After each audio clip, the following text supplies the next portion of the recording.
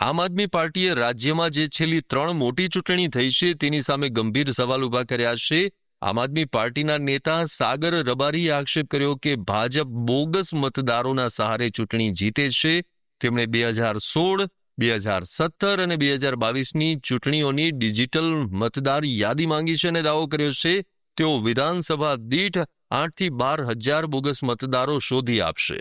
તેમણે ચૂંટણી પંચ પર ભાજપના ઇશારે કામ કરવાનો આરોપ લગાવ્યો છે। પાર્ટી આ લડાઈને ગામડે ગામડે લઈ જવાની અને નાગરિકોને જાગૃત કરવાની વાત કરી છે।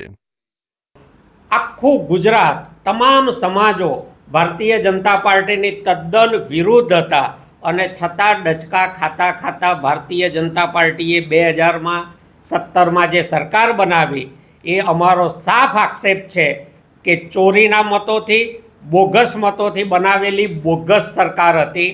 2022માં પણ આ જ ઘટનાનું પુનરાવર્તન થયાનું દેખાય છે। આના પુરાવા મેળવવા અને ગુજરાતના લોકોની સામે મૂકવા માટે ત્યારે જ શક્ય બને જ્યારે ચૂંટણી પંચ અમે માગ્યા મુજબની મતદાર યાદીઓ અમને ડિજિટલ ફોર્મેટમાં આપે।